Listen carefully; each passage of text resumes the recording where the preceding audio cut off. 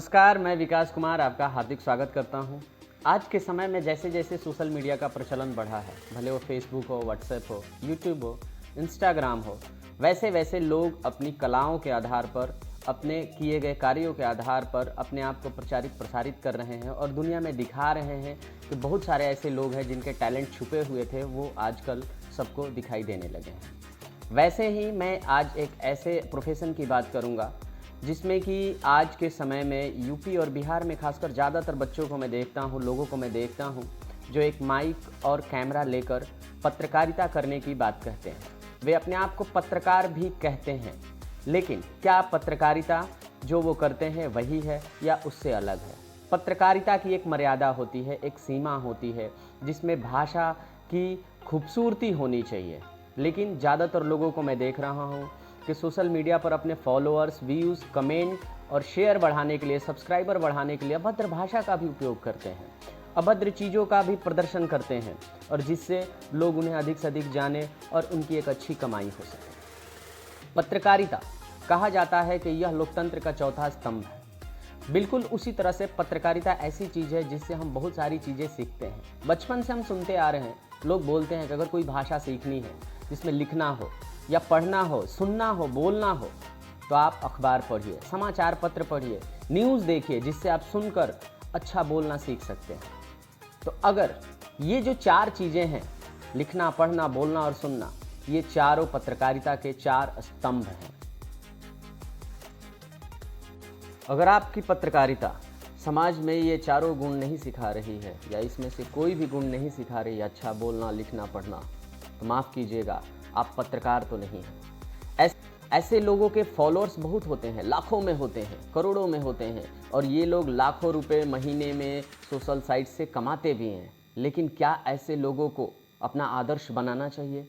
क्या ऐसे लोगों की बातों को आंख बंद करके फॉलो करना चाहिए? उन्हीं की बातों को सच और उन्हीं की बातों को झूठ मानना चाहिए उनके हिसाब से?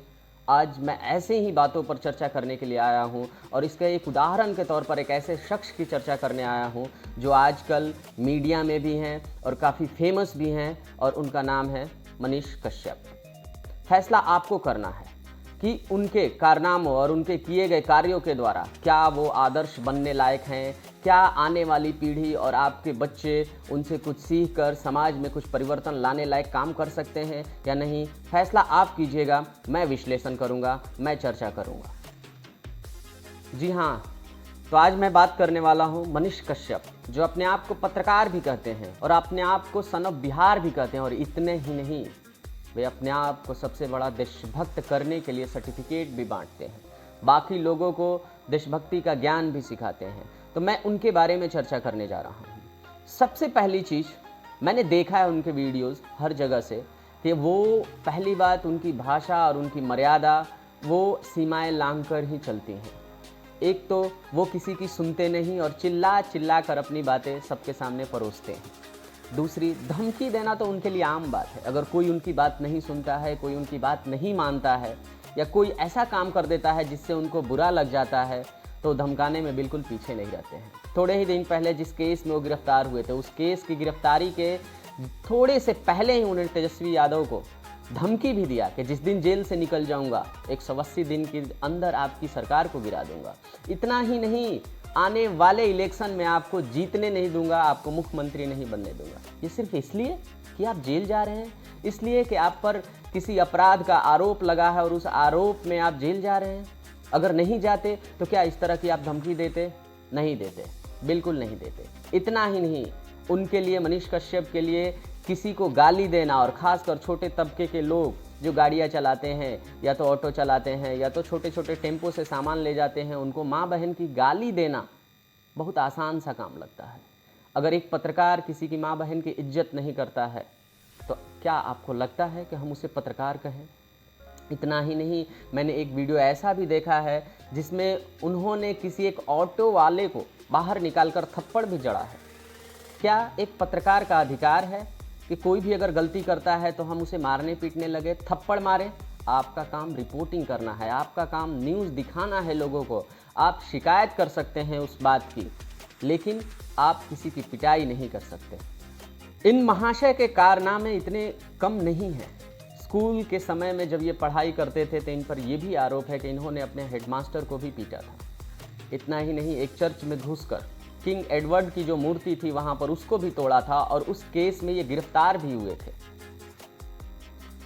मनीष कश्यप को किसी जाति और किसी धर्म विशेष से भी बड़ी नफरत है।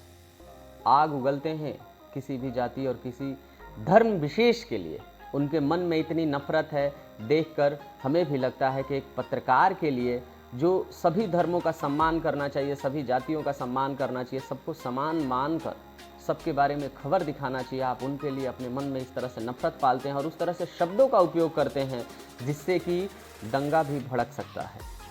और इतना ही नहीं, महात्मा गांधी, जिन्हें इस देश का राष्ट्रपिता कहा जाता है, जिनके जन्मदिन पर हम छुट्टी तक मनाते हैं, ये उनकी मौत के जश्न मनाने की बात करते हैं। खुलेआम वीडियो में कहते हैं कि महात्मा गांधी की मौत का जश्न हम मनाते हैं, हमें फ़र्क नहीं पड़ता है हमें कोई इस बात के लिए क्या कहता है।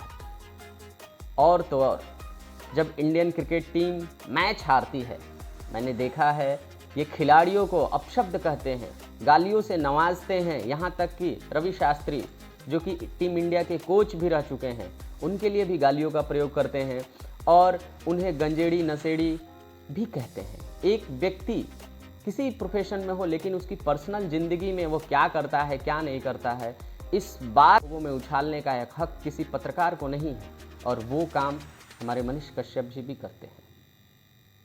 इतना ही नहीं, भारत की सबसे बड़ी फिल्म इंडस्ट्री जिसे बॉलीवुड कहा जाता है, बॉलीवुड के कुछ ऐसे कलाकार हैं जिनके लिए इनके मन में न जाने इतनी नफ़रत क्यों है। भले वो आमिर खान हो, भले वो शाहरुख खान हो, उनको तो वो इस तरह से गालियाँ देते हैं कि शायद हमें भी समझ नहीं आता है कि एक पत्रकार इस तरह के इतने बड़े जो ऊंचाई पर पहुंच चुके कलाकारों को गाली देकर आखिर क्या जताना चाहता है। इतना ही नहीं, कंगना रनावत जैसी बॉलीवुड के एक्ट्रेसेस को ये नचनिया कहते हैं। उन्हें बस इस बात से संबोधित करते हैं कि वो नाचने वाली है, लेकिन वहीं बिहार की एक एक्ट्रेस अक्षरा सिंह, जिसे ये भोजपुरी का शान कहते हैं, उसे गमछा देकर सम्मानित भी करते हैं। ये दोहरा रवैया क्यों किया जाता है? क्या ये एक पत्रकार को शोभा देता है? अब मैं बात करता हूँ मनीष कश्यप के लॉजिक की, ये कितना लॉजिकली बात करते हैं। अब एक घटना ऐसी भी है जिसमें ये कहते हुए नजर आते हैं कि तेजस्वी यादव मुझसे इस बात से जलते हैं कि मेरे फॉलोअर तेजस्वी यादव से संख्या में ज़्यादा है। मुझे हंसी आती है इस बात पर कि आप अपने आप को इतना बड़ा पत्रकार करते हैं और इतनी छोटी सी बात करते हैं। और सबसे बड़ा इनका लॉजिक क्या है, ये चाहते हैं बिहार का सीएम बनना, और ये भी कहते हैं कि आप मुझे सीएम बना दो, मैं बिहार वालों को 40 लाख नौकरियां दूंगा। तो भाई साहब, 10 लाख नौकरी देने का ऐलान किया है, 10 लाख नौकरी देने में इतनी परेशानी आ रही है, 40 लाख नौकरी आप समझ रहे हैं? एक छोटा सा कैलकुलेशन मैं आपको बताता हूँ कि अगर आप किसी भी व्यक्ति को सरकारी नौकरी देते हैं बिहार में, तो आप कम से कम 30-35 हज़ार रुपये उसे महीना जरूर देते हैं। अगर 40 लाख लोगों को 30 हज़ार की सैलरी देनी है एक महीने में, तो लगभग ये 12,000 करोड़ रुपए होते हैं। और उस व्यक्ति को, उन व्यक्तियों को अगर साल में आप सैलरी जोड़ें तो लगभग 1,44,000 करोड़ होता है। बिहार का बजट जानते हैं कितना है? 2,61,000 करोड़। यानी लगभग उस बजट का 55% नए लोगों को नौकरी देके आप पैसा देंगे। बिहार में जो रेवेन्यू ग्रोथ है हर साल लगभग 8 से 9% होता है, और आप 55% ग्रोथ करा देंगे सिर्फ नौकरी देने के लिए। वाह मनीष साहब वाह, आपकी पत्रकारिता को सलाम है, आपके लॉजिक को सलाम है। ये संभव नहीं है, ये प्रैक्टिकल नहीं है, और प्रैक्टिकली बात करना ही एक पत्रकार को शोभा देता है। यही मनीष कश्यप बिहार में, जो कि भोजपुरी गानों में अश्लीलता फैलाने वाले गायक हैं, उनका खुलेआम विरोध करते हैं और उसके साथ साथ उन्हीं गायकों का प्रमोशन भी करते हैं। अजीब बात है ना, एक जगह आप उनका विरोध भी करते हैं और उन्हीं के गानों का आप प्रमोशन भी करते हैं। और तो और मनीष कश्यप जी के साथ एक और बात है, आप इनको सिर्फ तुम बुला दें, इनको बहुत बुरा लग जाता है कि इनको आपने तुम बोल दिया, आप क्यों नहीं कहा। और ये लोगों को खुलेआम गाली भी दे दे तो सब चलता है।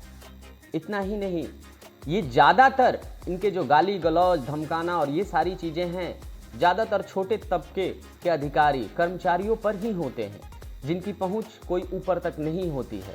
उन पर वीडियोस बनाकर ये अपने व्यूज़ बढ़ा लेते हैं। लेकिन जैसे ही ये तेज प्रताप यादव जैसे लोगों का इंटरव्यू लेते हैं, उनके सामने इनसे सवाल नहीं निकलते। उनके सामने इनकी जुबान काफ़ी छोटी पड़ जाती है और आवाज़ तो इतनी धीमी पड़ जाती है जिससे पता ही नहीं चलता है कि ये वही मनीष कश्यप पत्रकार हैं जो चिल्ला चिल्ला कर इस तरह से आवाज़ को गुंजायमान करते हैं ताकि शायद इनके जैसा कोई देशभक्त और बड़ा पत्रकार नहीं। माफ़ कीजिएगा मनीष कश्यप जी, आप पत्रकार तो बिल्कुल नहीं हैं, क्योंकि आपको नहीं पता है कि पत्रकारिता की मर्यादाएं क्या होती हैं। आपने हमेशा पत्रकारिता की सीमाओं को लांघा है और जिससे पत्रकारिता हमेशा शर्मसार हुई है। और इतना ही नहीं, आप अपने आप को सन ऑफ बिहार कह के इस बिहार को कलंकित मत कीजिए। सन ऑफ बिहार तो वो हैं जो इस देश का प्रतिनिधित्व करते हैं, जो इस देश के चलने के रास्तों को मोड़ते हैं और एक ऐसे रास्तों पर ले जाते हैं जहां देश अपने आप को गर्वान्वित महसूस करता है।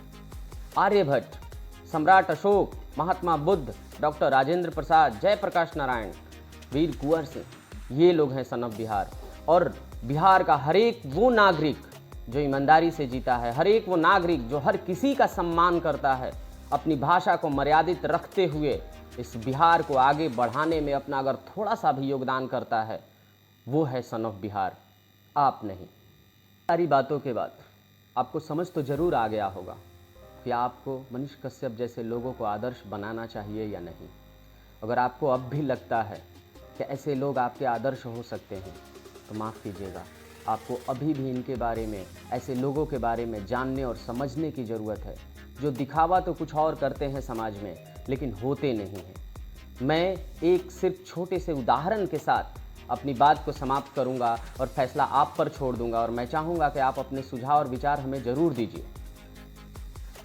रावण के सीता का अपहरण करने से उतना दुख नहीं होगा किसी को जितना कि इस बात से हुआ होगा कि रावण एक साधु का रूप लेकर सीता का अपहरण कर गया, क्योंकि भरोसा दिलाकर कि मैं साधु हूँ, बिल्कुल वही काम आज बहुत सारे लोग कर रहे हैं। लोगों को भरोसा अच्छा होने का तो दिखा रहे हैं, लेकिन समाज में गंदगी, समाज में सांप्रदायिक तनाव फैलाने का काम कर रहे हैं, जो कि समाज और देश के लिए बिल्कुल भी हितकारी नहीं है। इस बात से मैं अपनी बात को समाप्त करता हूँ।